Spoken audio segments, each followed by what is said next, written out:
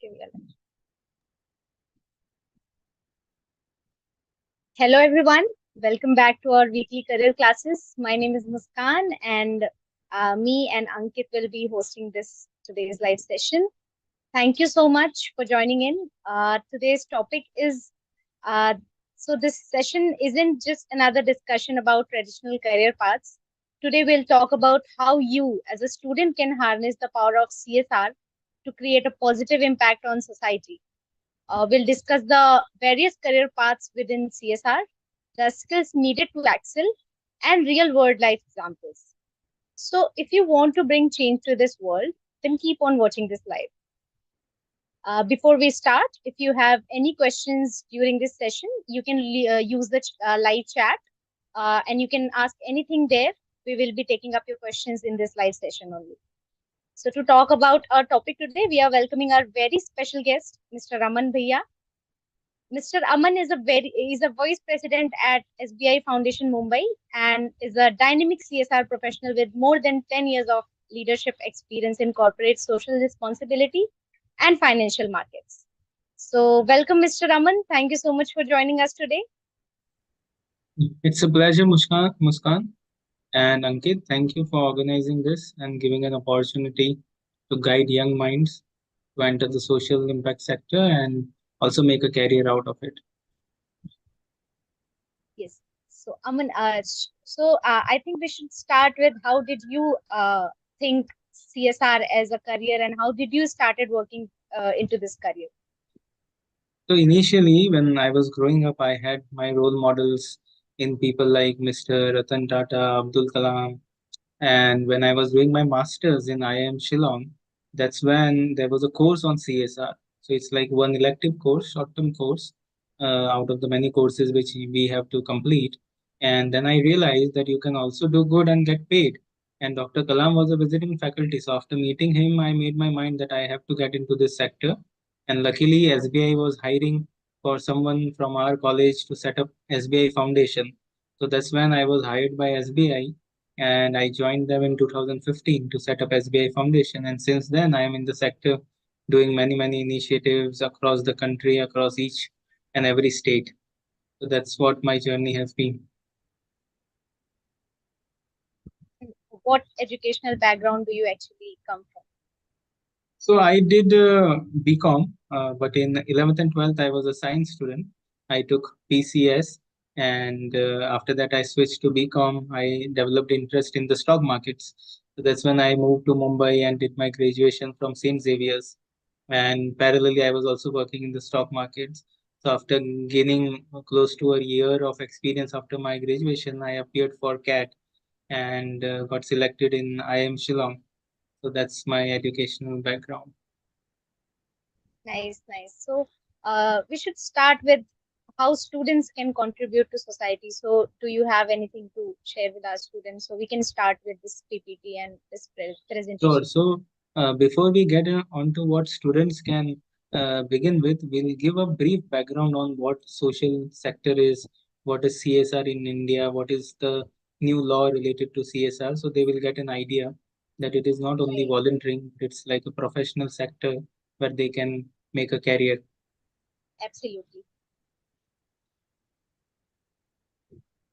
So we can start with what is actually CSR and what are the factors that comes under CSR. Globally, before the word CSR was coined, uh, the word used was philanthropy. So philanthropy started way back in 1840s with big industrial houses like the Rockefellers, the Tata Group, who were investing their own money for upliftment of the society wherever they were present or to leave a legacy behind. So that's how philanthropy started, where you have your own money, you invest in the communities around your offices, around your plants, or in general around your societies. So that's what philanthropy was. Then came some other corporates like Coca-Cola, British Petroleum. So Coca-Cola uses water for producing its goods and other products. So they want to compensate for excess use of water. So that's how they started using some of their profits for upliftment of the community around their plants. So that's what we call risk mitigation led CSR. Then comes strategic philanthropy, where brands like Body Shop will voluntarily use eco-friendly products or environmentally friendly products for manufacturing many of their shampoos, creams. So that's how they use their money and they use their resources to move towards strategic philanthropy. Then we have examples of responsible businesses where Apple takes care of customer privacy at its own cost. If you compare it with other mobile or cell phone brands, they don't invest so much in security and privacy what Apple is leading. So these were various causes. Then comes CSR, corporate social responsibility, specifically in India, where the government has mandated that each company has to spend 2% of its profit. And some of the companies like ITC, which runs farmer markets on its own. So it's not only about spending money, but also using their expertise and using efforts to solve some social issues. So SBI as a brand where I work for, they have been doing CSR under the various name before CSR was coined in 2014. So SBI State Bank Group has been doing this since 1973. So they have ingrained CSR, or they call it social responsibility, in their business ethos itself. So this is how philanthropy, CSR, strategic philanthropy, or strategic CSR as we call it, has evolved over the last century. Then, if we talk about development capital, the money that is required to solve societal problems, where does it come from? So, globally, the money comes from World Bank, United Nations. These are international development agencies which also recruits young people from across the globe. So, this is one career option for students as well, and that's where the money comes from for various issues, whether it's for COVID relief, whether it's for developing countries, whether it's for African countries, whether it's for climate risk mitigation. So this is one source of capital. Then second source is trust and philanthropies, like I mentioned, Tata Trust or Rockefeller or Dell Foundation or Gates Foundation. These are the money of very wealthy individuals, so very wealthy families who voluntarily chooses to give back to society.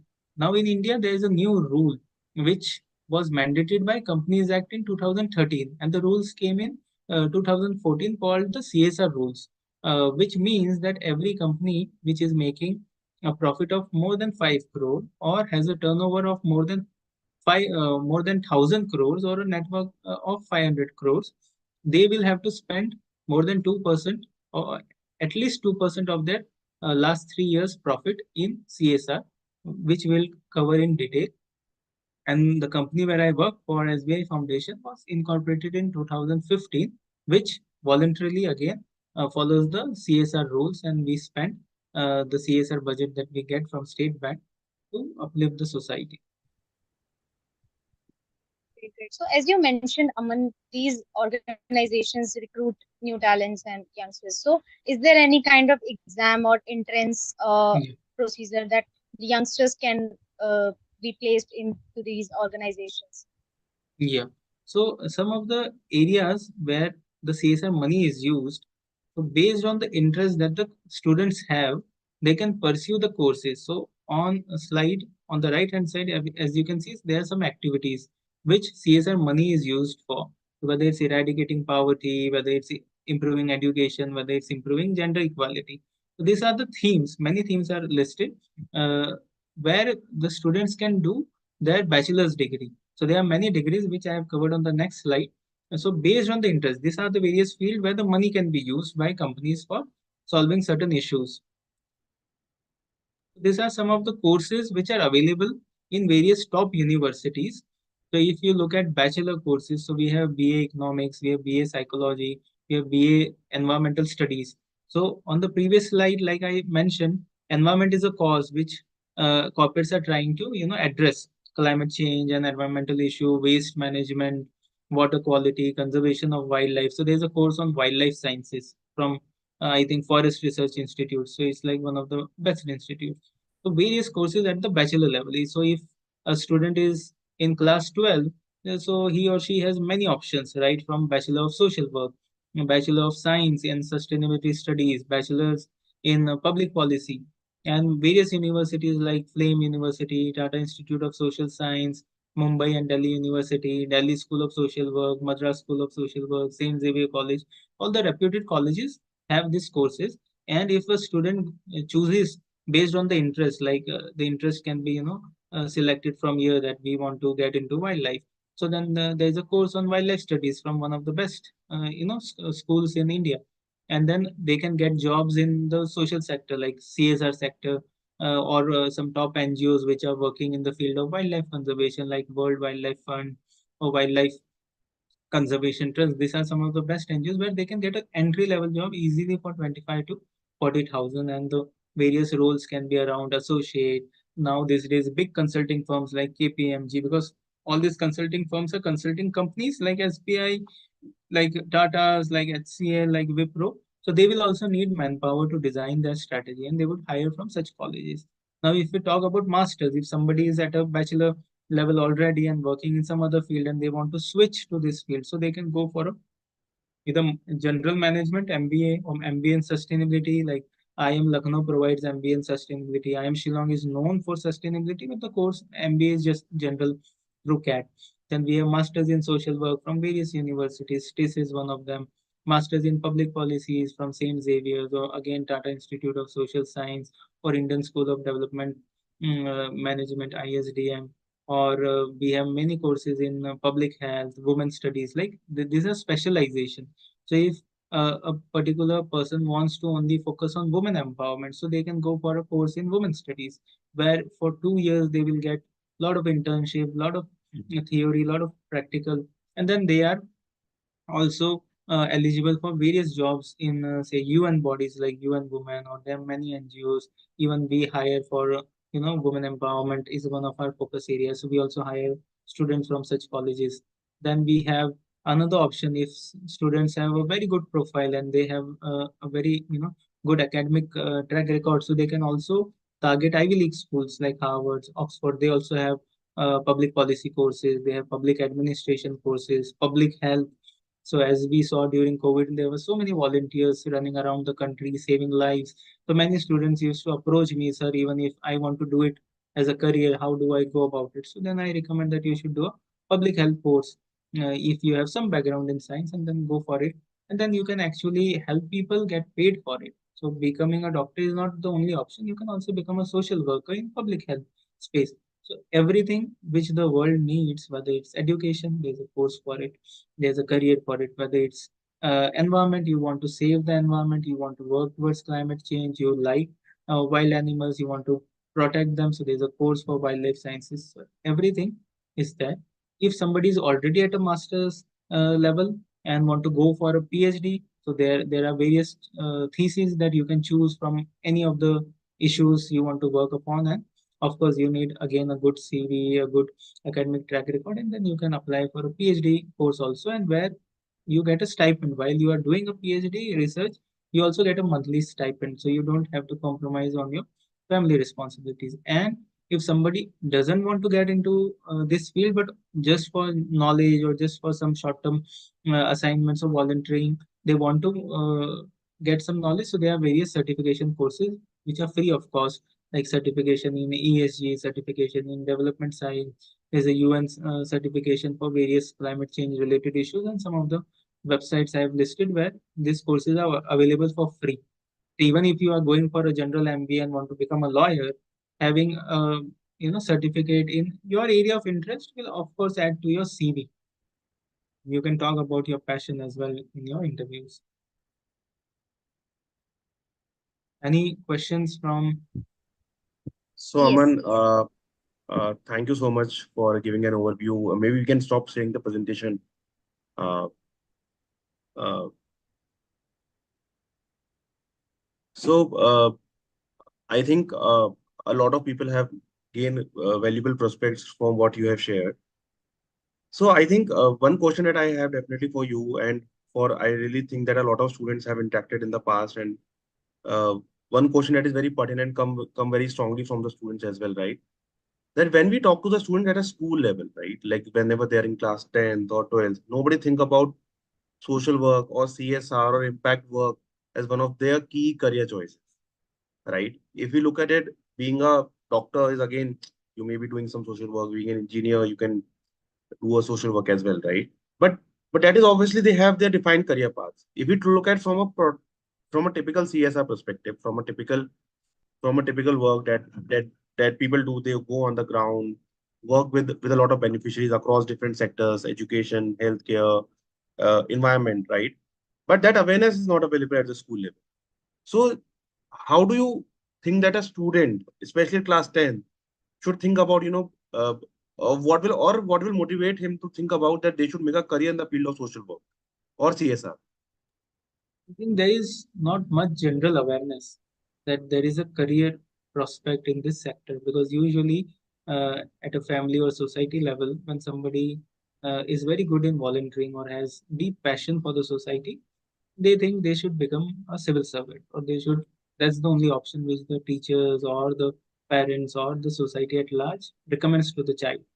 So I think there's a general lack of awareness that there is a new sector which started, booming since 2014, is up there, and people get decently paid. Like I mentioned, the salary levels. Just to give an idea to today's participants that you can earn a decent living while also helping people and following your passion, whichever area it is. I think general lack of awareness is the reason, and how we can solve it is through various awareness outreach campaigns to top schools, universities, to various youth groups like ISAC or Rotaries or Lions of the world. So that's how we can spread general awareness. And eventually, after some years, you will see a lot of role models coming from the sector. Like right now, if you look at social media platforms, people who have the highest followers or who are most famous are very either creative, or they have a lot of content, or they are people in power like the civil services or some CEOs of startups. But people who are actually helping other people on ground, they may not have so much following. So that is also one lack of awareness. So when you have more role models with a lot of followers, so then they will also spread what they are doing as one area where other students can get involved and make a career also. Thanks, Aman. So one of the aspirations for the students has always been to do a government job, right? So like somebody is what they want to work with a bank. SBI is definitely one of the, they do aspire for get into an SBI, get into a government job, right? So how does it work for a foundation, for let's say SBI Foundation? Is it, or somebody, let's say a PNB Foundation, or they, every PSU, every public sector company, they have their own not-for-profit arm or a Section 8 company. So is that also a government job, or so maybe I will start with Yeah, this. Is it's a that also a private government? job. So all these companies and foundations are registered as a not-for-profit foundation, which is under Companies Act. So when you get a job, it's like a payroll job, like any other job, whether you work in Infosys or whether you work in TCS or you work in Hindustan Unilever or you work in Tata Sky. The job in this sector is also the same job. It is not fixed like a government job where you can retire after 60 and you will get a pension. Here, if you perform well, you are at the job. Unless you do a fraud and you are not at all creating any value for the company, then only your job is at risk. Otherwise, it's like a normal job. You get paid for it. You have your targets. You have to work. You have to deliver. But of course, there is an obsession with government job, which are not many in number, right? Everybody can't become a government employee. But this sector, I think, is majorly for people with a creative mindset, with people who want to do innovation, people who wants to help others, or who wants to solve problems, which again the corporates and governments may not be able to solve on their own. Because if you look at CSR in the education sector, right? If government and corporates provide education to every child, then why would CSR money or CSR projects need to go to a remote area in the Himalayas and provide quality education? It's because there's a need. So I think people who want to work in an area which is unique, which is helping the community in remote areas, rural areas, such people are there in every class, such people are there in the society, and maybe they wouldn't want to work in a government or a routine job, which is like a 9 to 5 job, because the jobs in the social sector are not typically 9 to 5.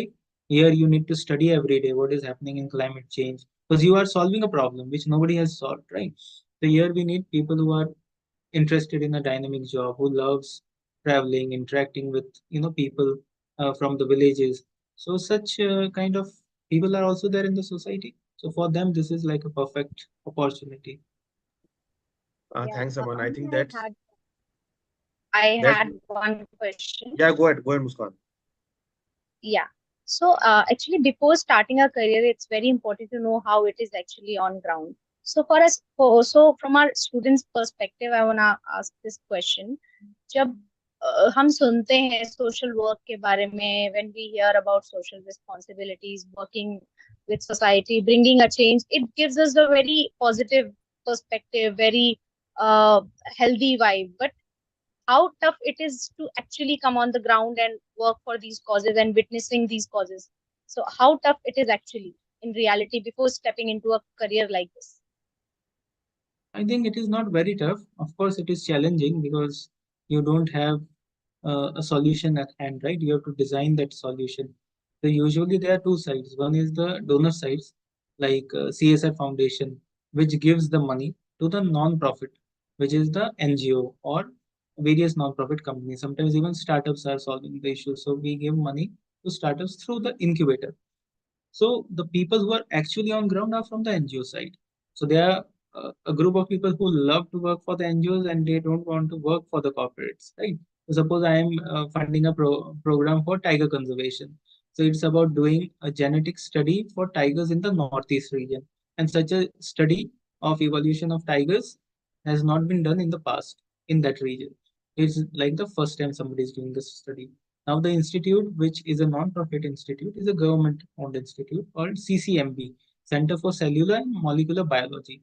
Now, the person who leads the program is Dr. Anuradha. She is India's most talented wildlife conservation doctor. So, when you hear a news that a certain tiger has died due to unknown reason in a wildlife reserve, so the DNA sampling or the genome sequencing of the tiger's DNA to understand what caused the tiger's death is done by this particular doctor who is our partner.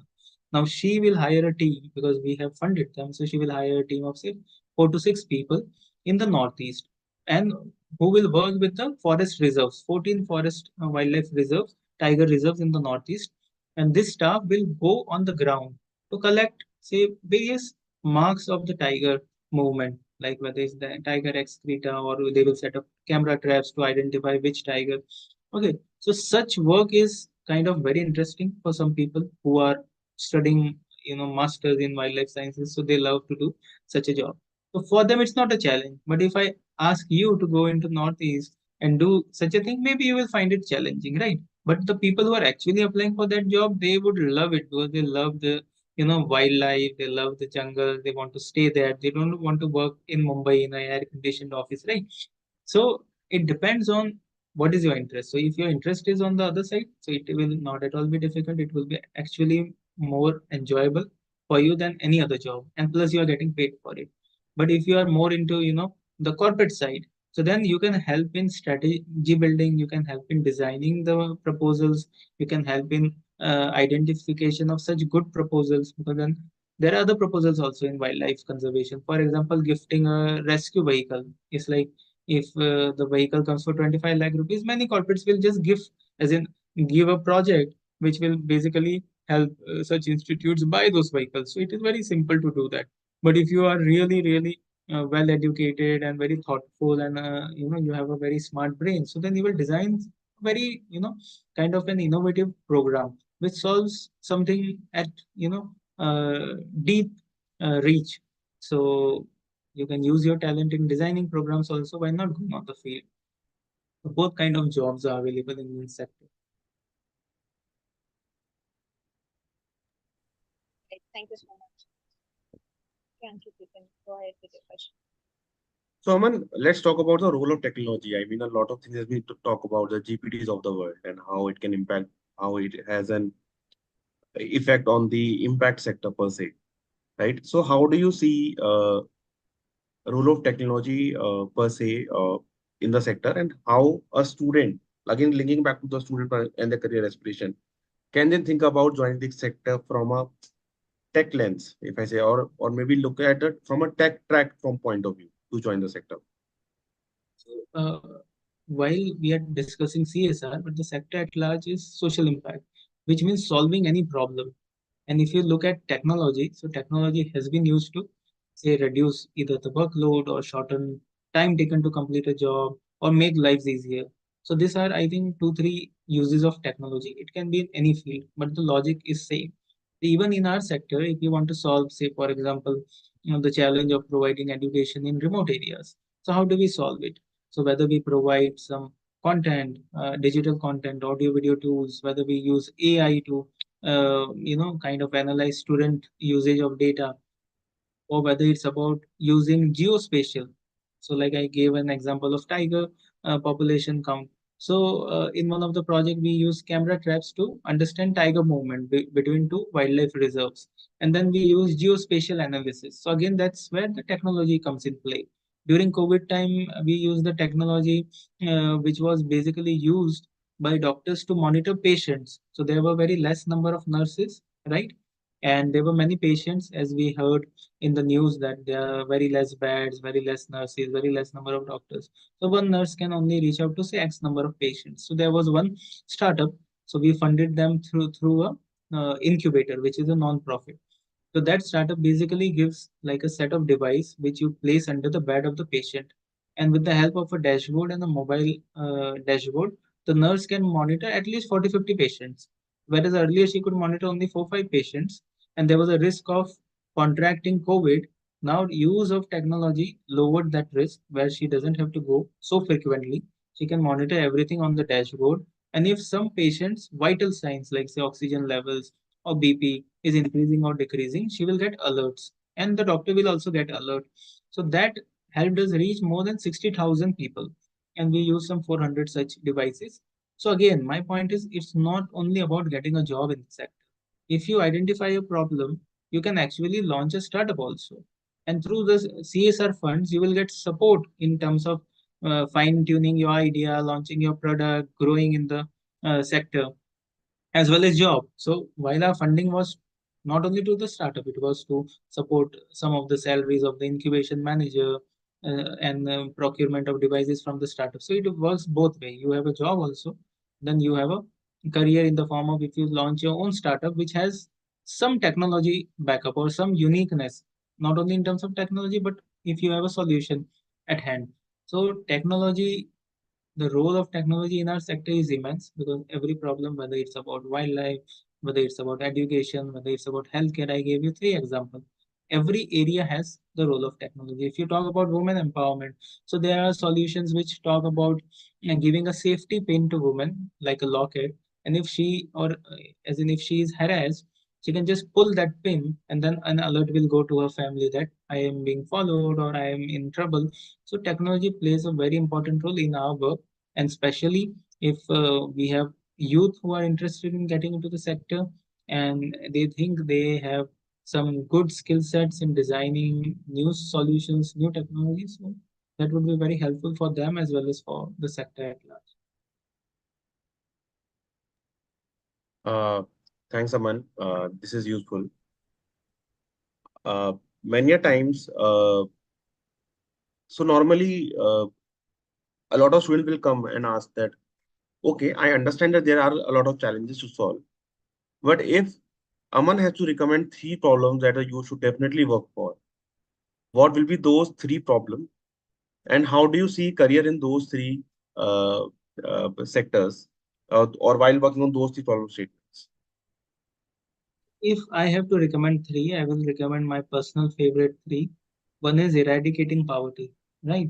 So that's like SDG goal number one. We have 17 SDGs, Sustainable Development Goals, which are kind of finalized by the United Nations, and every country follows those goals. So goal number one is zero poverty, because if you put money in the hand of a poor family, they will take care of their healthcare, they will take care of their education, they will take care of other things. But if there is no money, we can't talk about education, we can't talk about healthcare, we can't talk about climate, because if they get wood, they will burn it. If they get coal, they will burn it, right? To make food. So my personal favorite is SDG goal one, zero poverty. We have to uplift people from poverty.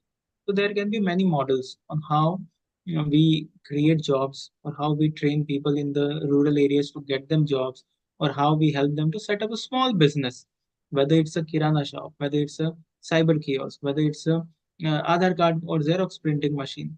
There are many models, but how do we get these people trained? How do we get them to start something on their own and earn some income? So that's a lot of money uh, that needs to be put in the hands of people, because we have crores of people who want to earn livelihood. If they are out of poverty, then they want to go to the next stage where they want to provide for their family, like in terms of education, in terms of healthcare. So that's number one.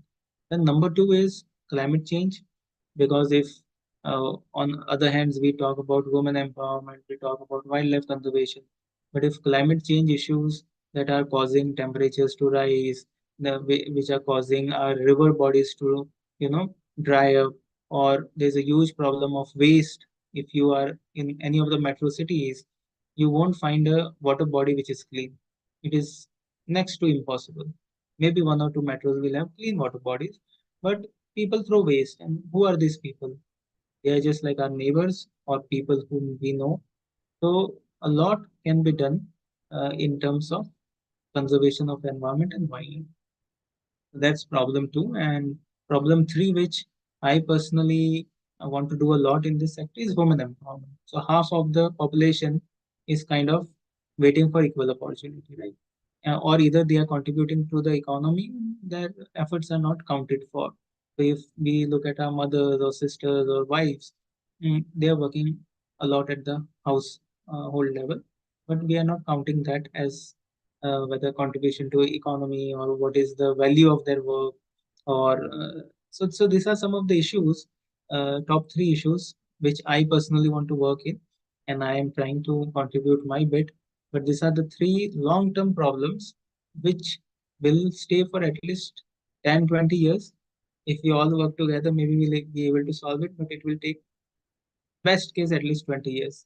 Some reports suggest that it will take the next 50 years to solve climate issues if everybody works, but not every country or every individual is aligned. For women empowerment, they are talking about gender equality, it will take another 100 years, right? Or if we talk about poverty, on one hand, we are developing as a nation and our GDP is doubling and tripling in the next two decades.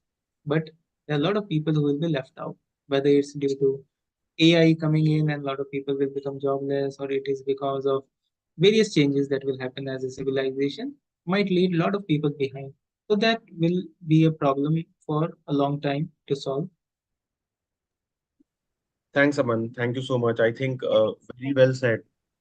So would love to understand. I think we were just having a discussion with Muskan, and she was really excited about the fact and talking about the initiative that you have done in Manipur for certain students. So maybe the viewers would love to know about that initiative. Like, so it is again an extension of the fact that you may not need an institution to do good work, and you can do it individually as well. So Aman, why don't you talk about that as well? I think that is one of your personal initiative, if I am not wrong.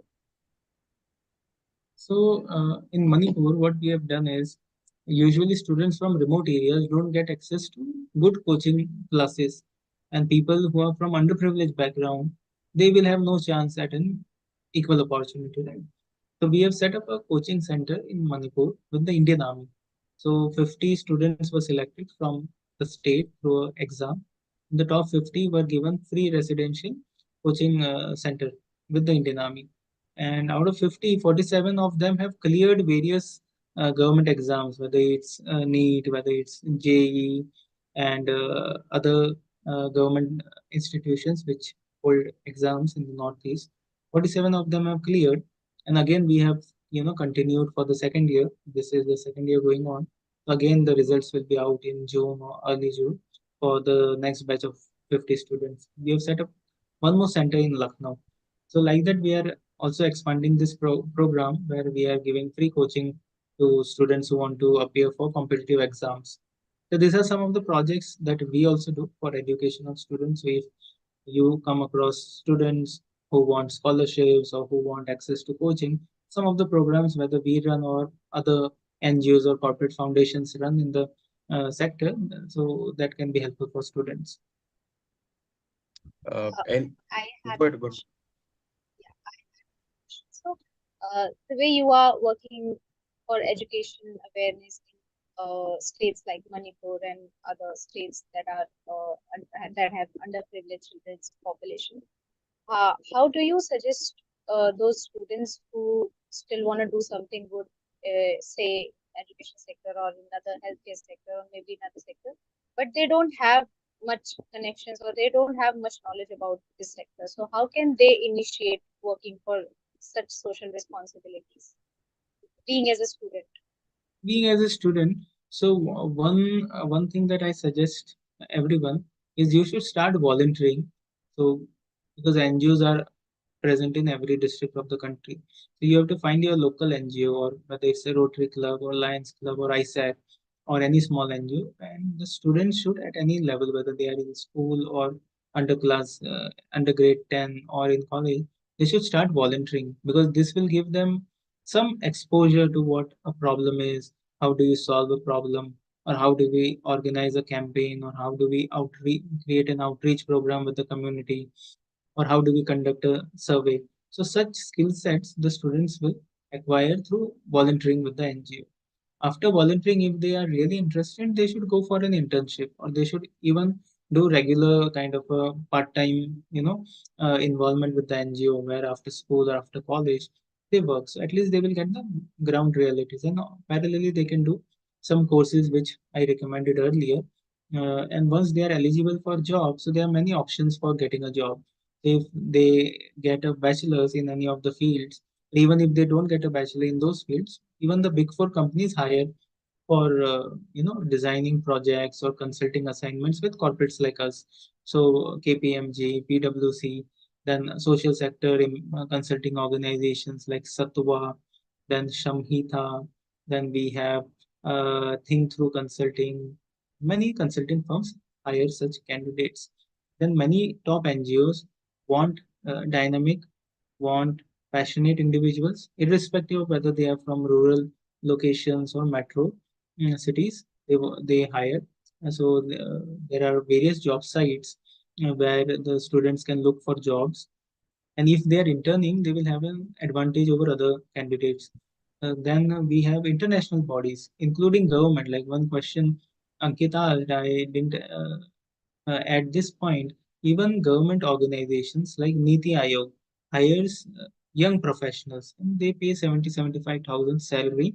But the young professionals' job is to work in there are various kind of themes or verticals in Niti Aayog, whether it's education, whether it's defense, whether it's healthcare. So there also they need such young professionals. They are graduates with 1 or 2 year experience, so they can opt for that. Then another option is for fellowships, which are like after bachelor's, which is like a 13 month. We run a fellowship program called Youth for India Fellowship Program, which is a 13-month program. So after your bachelor's, if you are selected, you will be sent to our partner NGO, which are spread across the country, to work on a project of your choice. Then we have Chief Minister's Fellowship. Only 7-8 states run Chief Minister's Fellowship, where you get paid anywhere upwards of 50,000 for a period of 1 year to 2 year, and you work on various projects which are kind of you will be mentored by experts. Then we have Prime Minister's Fellowship, again that is in rural development, and the Prime Minister is the head of that fellowship program. Then we have various international fellowships. So these are not like jobs, but this is more like you get a chance to work in the social sector. And if you find it good, then you can get a job also either in the same organization or in different corporate organization. So this is how the student can kind of create their own career path, right from volunteering, then internships, then fellowships and job. And if they want to if they have made their mind from an early age that we want to go into this sector, then they can have a lot of internship and volunteering exposure from an early age, right from the city. If they want to work for elderly care, so you will see so many, elderly people on the roads, on the streets. So they can do a survey, they can identify which NGO is willing to help, they can raise money like through crowdfunding, right? Because that is also one area where a lot of growth is happening in the country. So like that, the students can build their own career from an early age on. Can you name some platforms where they can start volunteering or getting these internships? So there is one big platform called ISAC. That is one volunteering option. Then Rotary clubs are there. Then there are many NGOs like Goonj. So these are like very big NGOs. So Goonj collects used clothes which they use for kind of donating to people in the rural India. Gunj is one NGO, and then many other NGOs are there. So what I can do is I can send a list to you, then we can put it on the screen Sure, we can and use share that list. the channel. Yes. Okay. So as we talked about international CSR and Indian CSR, so as you have worked around more than 10 years in this industry, so what is the biggest difference that you have uh, seen in Indian CSR and global CSR market or industry, and how much time India needs or how much awareness India needs to reach that level still? Yeah, so CSR is one field where India is actually doing better than global peers, because in Oh, India we are like the first country to make it a law that every company has to spend. So we are doing actually better than other countries. In India, when the law came in, so of course there's a budget which you have to spend in a year. So every year profits are declared, like for the year which is ended on 31st March, all the companies have declared their profits by May. Some of them might be remaining. So for this year, based on their previous 3 years profit, average profit, 2%, they will have to spend by next 31st March. So initially, the kind of projects which were funded by CSR were one-time donations. Like you donate if there is a good NGO or a good school which wants support for sponsoring education of say 1,000 children. So the CSR officers or CSR leaders will fund a school bus or give them computers, but not actually support them for program which also includes salary of various staff, right, who will actually teach. Computers and buses are required, but other than that, you need money for training the teachers, you need money for hiring good teachers, you need money to track the students, you need a lot of money. So earlier CSR was more on one-time donations or asset, which is like something which can be seen and you can put a logo on it. But now over the last 10 years, slowly and slowly things are progressing and a lot of good corporates, especially the top ones, are doing strategic CSR where you actually solve a problem, where you focus on soft aspects, not the hard ones like buses or computers. You focus on quality of teachers, you focus on quality of the content, educational content, because if you create a content, like we are creating a content right now, right, so this also requires a lot of time and money. You will have to pay to the experts in case you want to develop content for teaching maths and science. So now a lot of corporates are moving towards doing strategic CSR, and which has caused a lot of, you can say, ripple effect. Because if top corporates lead the way, then all the other corporates will also follow suit. That okay, if SBI is doing something strategic, if we are funding, for example, we are funding startups in a big way. So a lot of corporates are now thinking how CSR money can be used to fund startups, because some startups are really solving pressing issues which NGOs may not be able to solve, right? Similarly, if we are doing something unique in the remote areas, like in the border areas, we are setting up science centers. So such initiatives earlier were not possible because we would have just donated computers to government schools. But now we are thinking of how to take quality education, especially in science and maths, to remotest corners of the country. So the quality of projects and the difficulty of problems that we are trying to solve are both kind of rising. So we are going for more difficult challenges. We are going for more quality oriented projects.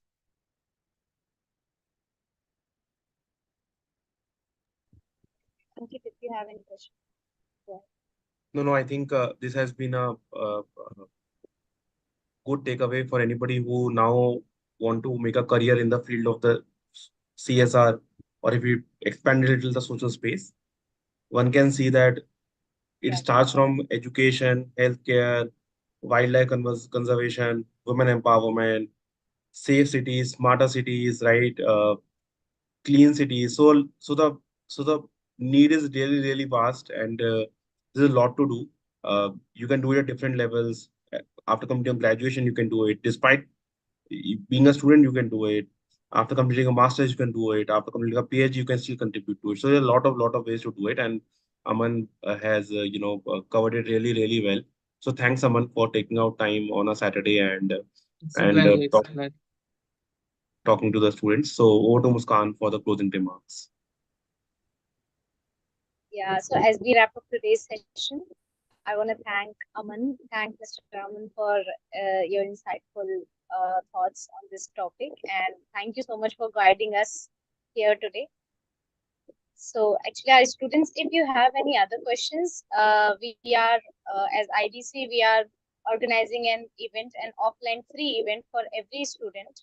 So, I'm dropping the link here, registration link here. This event is absolutely free for you.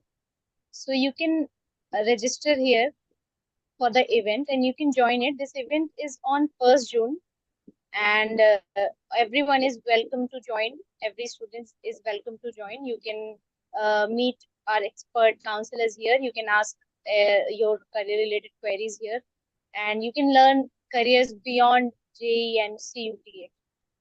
So thank you So so first much, June, Mr. Raman. first June, Delhi, isn't it, Muskan? Yeah, it's on 1st June in Delhi. And where's the location? It's in Indira Gandhi International Place in New Delhi. So All there right. is a link on the comment box. So this link will lead you to the registration portal, and there you can find every other detail related to the offline event. So it's completely free and open for all. So we hope you all join this event, and we wish you all the best for your career. Thank you so much, Mr. Raman. It was a very Thank you. great It's a session. pleasure. Yeah, and thank you so much for giving us your precious time. Thank you, And Muskan, we for hope we arranging have this. helped And here. yeah, thank Yes, you, yes. If Ankit, you as have well. any last statement for our students, you can share here. Sure, in case they have any more queries, they can contact me as well. So I am available on LinkedIn, Instagram, and my email ID also. I've shared with Muskan, so she will share with all of you in case you want to write to me. Yes. Thank you so much. Thank you so much, everyone, for joining in. And don't forget to subscribe IDC for more such updates and live sessions. Thank you so much, all. Have a great day. Have a great weekend.